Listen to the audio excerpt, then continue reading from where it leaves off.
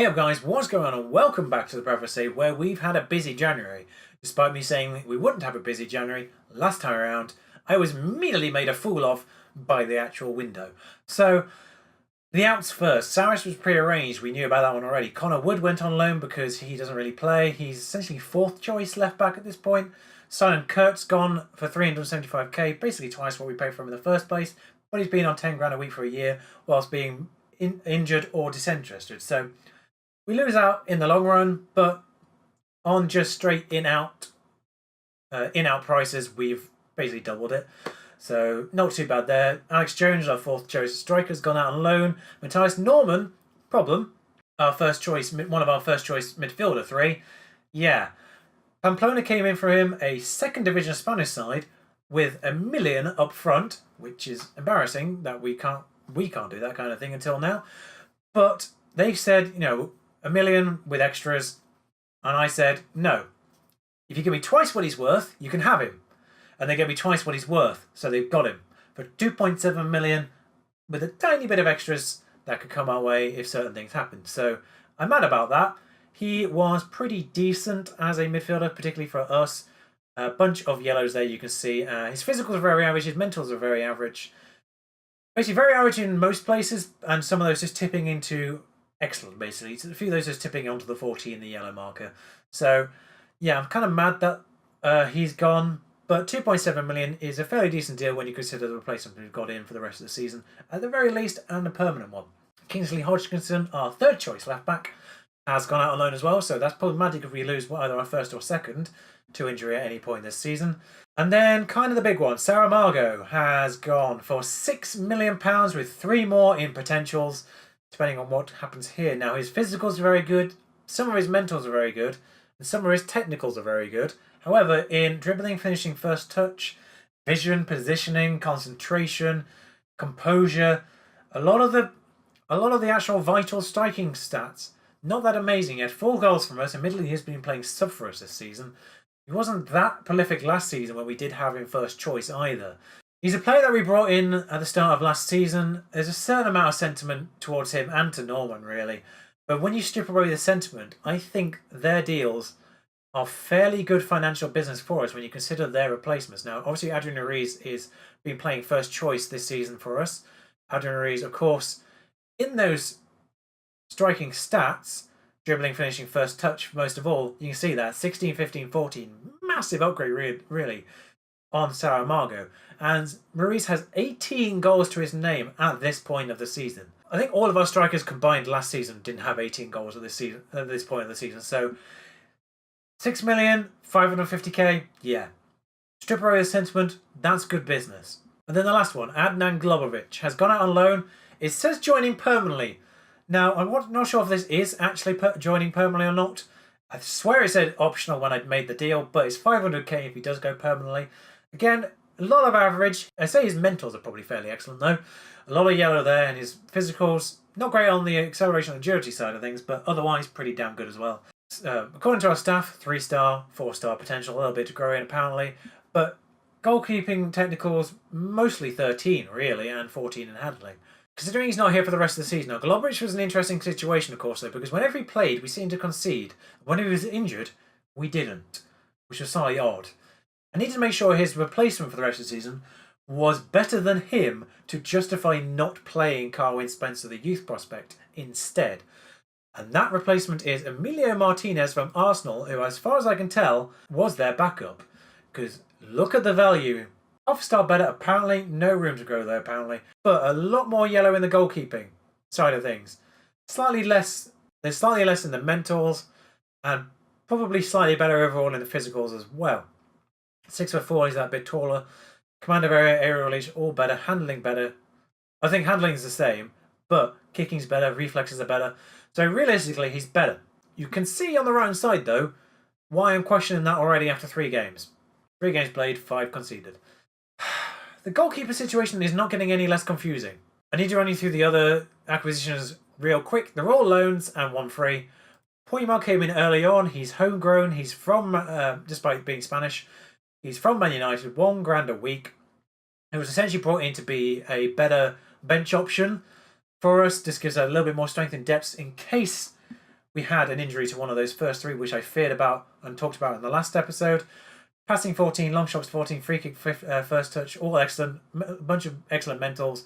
Physically not that great, and realistically is actually now possibly our replacement for Norman, because Norman was always in that Mazzala role, and he is pretty good at that. So our permanent replacement for Norman is this. Now, this is very similar to Norman in a lot of ways, in the fact it's a lot of light blue, a lot of just very good stats. Slightly better physical. He does have a couple of 14s in those physicals, opposed to Norman. However, he has one less 14 in the technicals. Finishing's 14, technique's 14, but again, a lot of 13s, a lot of 12s in this thing. So he's essentially very comparable to Norman in the grand scheme of things. Does have Premier League experience with Cardiff, middly relegated. Does have Premier League experience with Crystal Palace, of course, where he moved on to. Hasn't played a great deal since then. Got it for 275,000. He's on £9 a week, which isn't bad for a player that's decided to step down from the Premier League. Let's not forget that. So yeah, pretty good there. A tenth of the price that we sold Norman for. Again, strip away the sentiment. Financially, good deals. And then we have a little bit of situation on deadline day as well here, when I kind of forgot that we already brought in a lone midfielder. George McCaffrey from affiliated Chelsea. Something I forgot to mention earlier in the season is we did get a senior affiliate with Chelsea, which is awkward considering our history with Chelsea in recent times. Talking about Carabao Cup, of course, there. Again, a bunch of yellows, but he's sort of either there or not there in terms of stats. There's a lot of yellow, but not a lot of sort of 10s, 11, 12s. Arguably not as good as either Much or Poymel, but he's costing me nothing, so if we take an injury, he's definitely around. He has been playing games, possibly improvement on roster as well. Then there's Cassidy, our replacement for Saramago, awkwardly from the same club we sold Saramago to. Bunch of yellows, not great finishing, but I would argue he's a better false nine, sort of in this position behind the striker. Slightly worse physicals than Saramago, maybe slightly better mentals overall, and some better technicals than Saramago, of course. Finishing's worse, but I would say fairly comparable to Saramago overall, and 3.8k a week. And Andy Carroll, I just felt sorry for because he's not been without a club since he left Fenerbahce in game at the end of last season. Experienced, physicals not that great. Mental's fairly decent considering the amount of time he spent injured. Technicals aren't that great apart from heading. He's fourth choice. Our fourth choice gone out alone. It's just nice to have four strikers, and I felt bad for him. So having him playing football, even in training, it's just nice. He's retiring at the end of the season, so it's not a commitment if it doesn't work out. So, since we last met, we have the situation of third round of Fulham. 0-0 cagey match. So, naturally, the replay. 4-3. 2-0 up within 20 minutes. They peg us back in the second half. By the 78th minute, it's 2-2. By the 83rd minute, it's 4-2. And then you get a consolation in injury time. Exciting match. Followed up in the fourth round against Peterborough with a very good first half and a disappointing second half where they got back into it. Thankfully saw that one out. 3-0 against Sheffield Wednesday though. Tex with 2. Ruiz is scoring all over the place. Like I said, 18 goals. 2-2 with QPR. Saramago's probably last goal for us, I think, there. 3 goals against Swansea. Away from home. Big deal with this one, actually. Ferreira, Norman and Bowler. I think that's Norman's last goal / assist for us. 88th minute loss to Brentford, however. Bit of a reality check after this string of games when you look at that. From Preston through to Peterborough. Pretty good run there. Brentford brought us down to earth though. 1-0 against Ipswich back. Ruiz on the score sheet there. McCaffrey scored on his debut. Ruiz and Lopez with that. Now Lopez came on this match because of an injury to Bowler, which is a big deal. A sentence I wasn't expecting to say after sort of the first month or two with Bowler being very disappointing. Bowler took an injury here, and Bowler has been playing very well, scoring quite a lot, providing very decent assists, mostly for Tex actually on the other wing and Ruiz. Very good assist-wise in recent months. Now, 3-1 there though, everything happening in the first half. And then 2 losses to Millwall and Reading, very much bringing us down to earth with a big bump here. 3 goals in 25 minutes for them, Tex getting a consolation for us in the end. Looked like we might be starting getting back into that, but not so much. And then 1-0 against Reading, which was even more disappointing. It was a very excellent goal, though, in fairness. Which brings us to Burnley. We have 3 cup-tied lone players here. No replay for this one, and Josh Bowler is out, as is Dalcio, of course. Our sort of can play either side backup for the wing. So slight selection worries here for us as we go into this match. Now, despite being obviously Premier League opposition, Burnley are only slight favourites. We are at home, of course, so that does give us that particular advantage. Now, you can see the lineup here. Martinez is cup-tied, so Spencer's in goal. Gibson, Grippo, Queiroz and Medina. Queiroz has been interesting this season because while O'Connor and Garcia have been injured, he has very much staked his claim for that place. He's up to 3 stars rated now. O'Connor, whilst probably technically better, I feel like Queiroz, I need to have allegiance to Queiroz. Garcia, when he's played, has been very disappointing this season. Awkwardly, though, Garcia, at the end of the season, becomes homegrown club to us because he's been with us for 3 seasons on loan now. We can, if we have the decision to, sign him permanently and he classes as a homegrown club for us. If we can do that, of course. He's worth a fair bit and because he's from Man City. So, Ferreira, Dominguez and Much in the middle there. Much slotting immediately into their place for Norman. Lopez on the left-hand side for us here, taking over from Bowler. Tex on right, Ruiz up front. Not really that much of a dilemma in the end.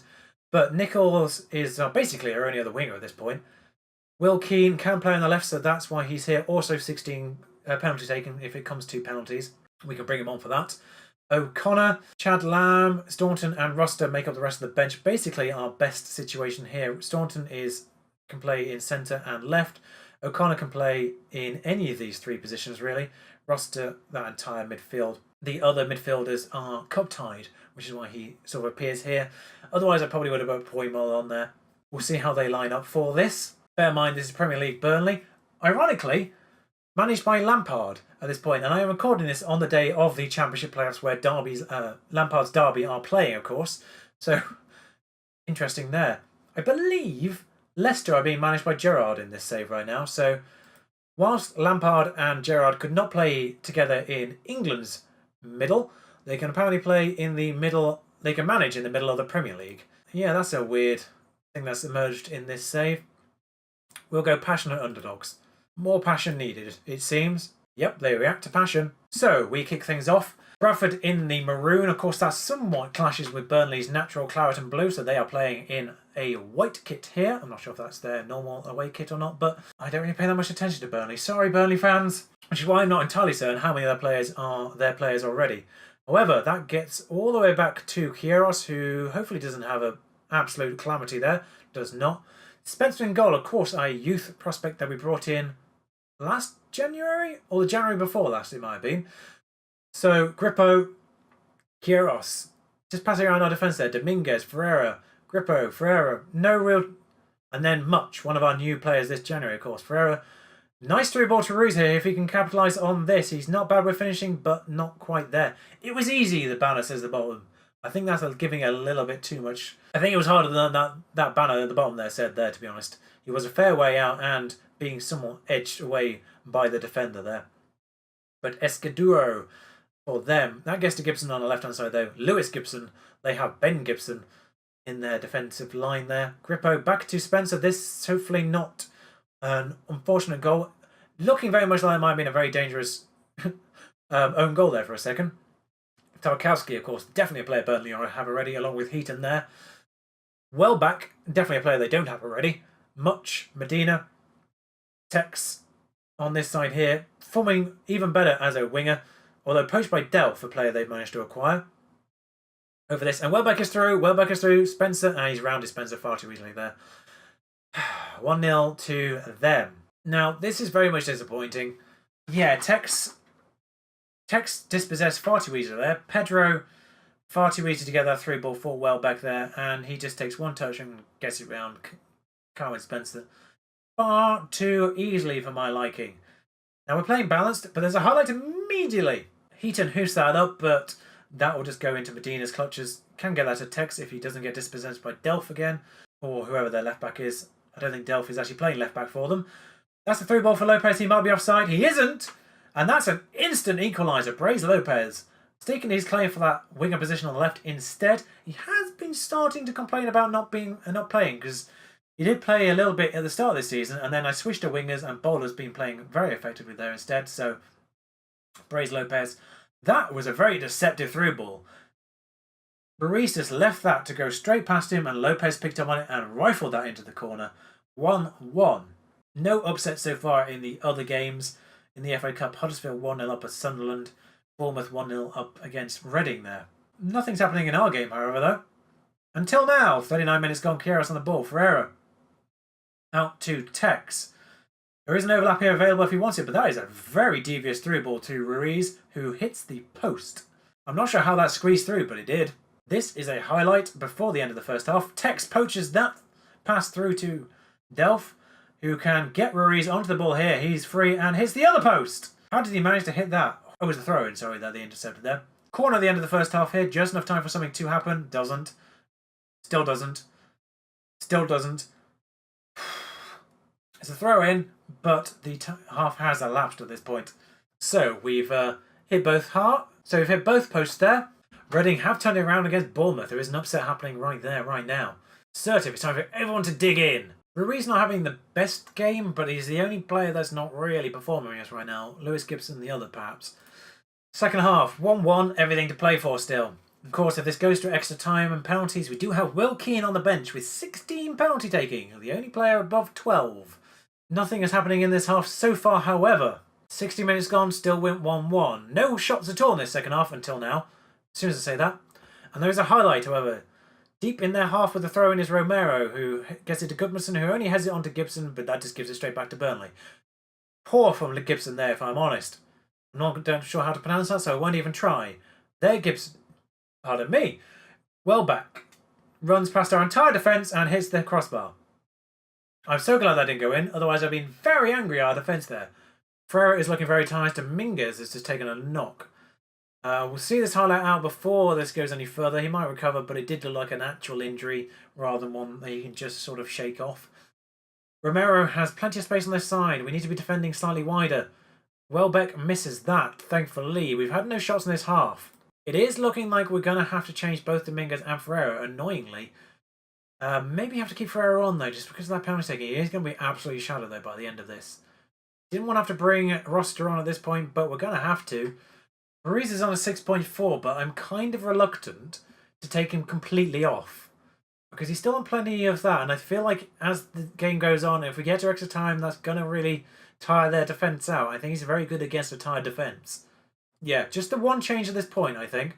It might be helpful to bring more players. I mean, they have not made a single change just yet, so it may be beneficial. A couple of players on yellows for them.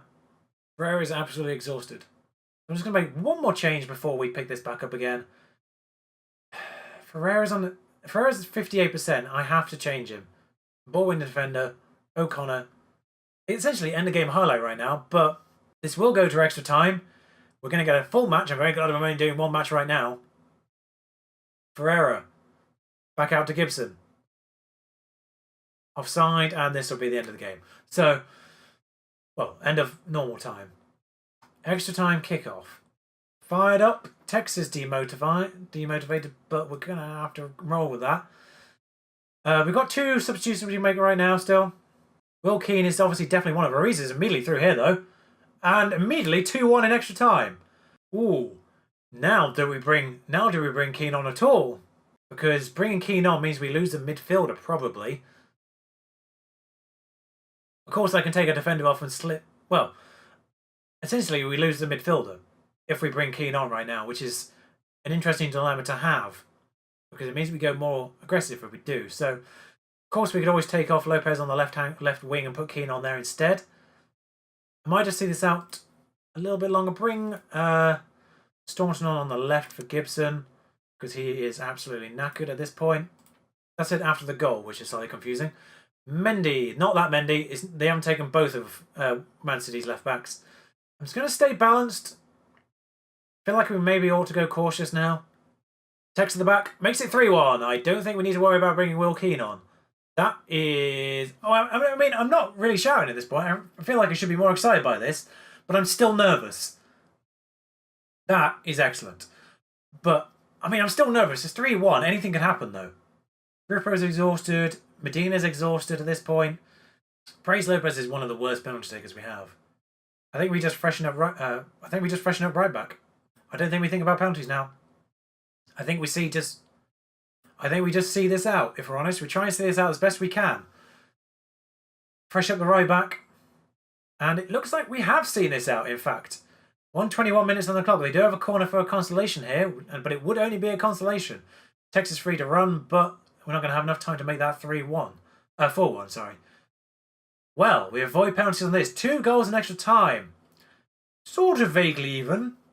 But that is the first time Carl Spencer's conceded in 412 minutes, apparently. But a very, very good win. 6th round of the FA Cup. That was real special, lads. 3-1. 6th round. I'll show you who we get, in fact, on that one before I show you the schedule. Is perhaps worth mentioning. Highest gate receipts we've ever had. 575k from that one game. Immediately paying for Rui's entire transfer but fee at the start of the season. We actually got 400k for the Fulham game. So I think we've actually covered our entire transfer outlay with those 2 FA Cup games. Right, so here we are. 6th round. Quarterfinals. We'll see who we get. Now, who's still here? Arsenal or Everton, Man United or Leicester. Newcastle still in there. Man City still in there, potentially, if they beat West Ham. So, big teams. And as I click through this, Reading get Newcastle. Reading actually triumphed against Bournemouth there. Arsenal or Everton, West Ham or Man City. So we've got Huddersfield, basically. All right. I mean, there's a very good chance we get past Huddersfield here. How are Huddersfield doing? 20th. Looks like their luck in the Premier League, even in this, is starting to run out. So there's a very good chance we get to the semis in this. I would have perhaps liked Arsenal or Man United gate receipt wise, but now the Huddersfield game was slotted in here, which is slightly awkward because we saw both Bristol City and Portsmouth early in the season. What I might do here is Sheffield United have dropped off a little bit. They're in 10th now, but Leeds is 2nd, and of course Leeds Bradford is a derby. Huddersfield is of course a very, very much another West Yorkshire derby. So Huddersfield and Leeds. I think I will bring you both Huddersfield and Leeds, and I'll just skip the Portsmouth in terms of showing you that, and obviously let you know how that goes. But Huddersfield and Leeds will be the next. The next episode will be Huddersfield and Leeds, both West Yorkshire teams. Funny how that's worked out. Gotta love Football Manager sometimes, but until next time, thank you guys for watching. Ta-ra.